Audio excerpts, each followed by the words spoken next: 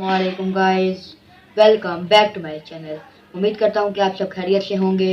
आप जहाँ रहें खुश रहें, आबाद रहें और मुझे अपनी दुआ में याद रखें। खौफनाक शियाक्ता हज़रत इल्लामा याफ़ी रहमतुल्लाह तआला अलैह फरमाते हैं, मुल्क के यमन में मैंने बहुत सालेहीन से सुना है कि एक मैयत को जब दफन करके लोग वापस आने लगे तो कब्र में से एक गरजदार धमाके की आवाज आई और उस कब्र में से एक काला कुत्ता निकल कर भागा। एक नेक आदमी जो वहीं मौजूद थे, उन्होंने इस कुत्ते से कहा, तेरा नाश हो, तू कौन भला है? वो बोला, मैं इस मैयत का बुरा अमल हूँ। उन्होंने पूछा, ये जो आवाज आई थी, चोट तेरे लगी थी या मैयत के? कहा, मेरे ही लगी थी।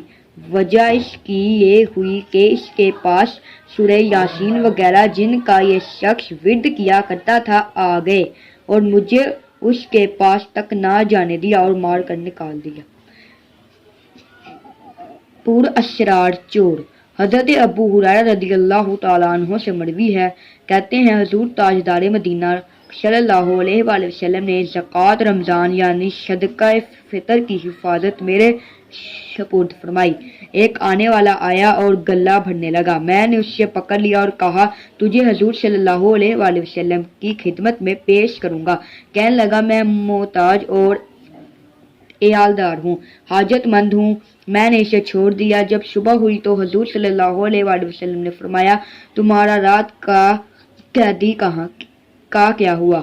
मैंने अर्ज की, या रसूलल्लाह सल्लल्लाहु अलैहि वसल्लम ने शदीद हाजत और एयाल की शिकायत की, मुझे रहम आया तो उसे छोड़ दिया। साथ फरमाया, उसने तुमसे झूठ बोला और वो फिर आएगा।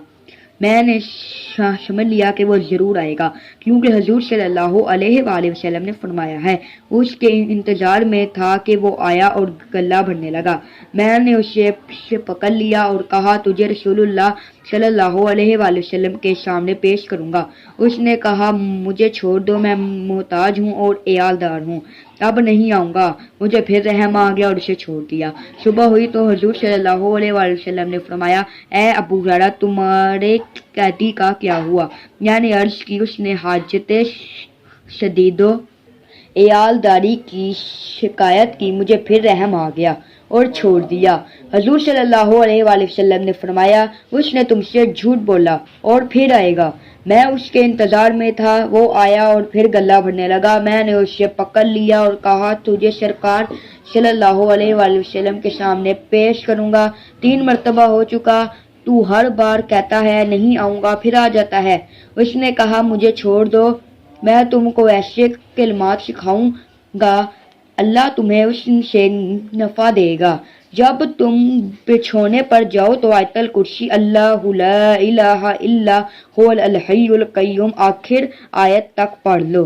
सुबह तक अल्लाह अज़्ज़वजल की तरफ से तुम निगहबान होगा और शैतान तुम्हारे करीब नहीं आएगा। मैंने उसे छोड़ दिया और जब सुबह हुई, सरकार सल्लल्लाहु अलैहि वसल्लम ने फरमाया, तुम्हारा कैदी का क्या हुआ? मैंने अर्ज की, उसने कहा, चंद कलमात तुम्हें सिखाता हूँ और अल्लाह अज़्ज़वजल तुम्हें इनसे नफा देगा। सरकार मदीना ने फरमाया, ये बात उसने सच कही, वैसे वो बड़ा झूठा है। क्या तुम्हें मालूम है 3 रातों से तुम्हारा मुखातिब कौन है? मैंने अर्ज किया कि नहीं। सरकार मदीना सल्लल्लाहु अलैहि वसल्लम ने फरमाया, वो शैतान है। शिफात करने वाली सूरत सरकार मदीना सल्लल्लाहु अलैहि वसल्लम ने फरमाया, कुरान मजीद में 30 आयत की एक सूरत है जो आदमी के लिए शिफायत करेगी यहाँ तक कि उसकी मगफरत हो जाएगी।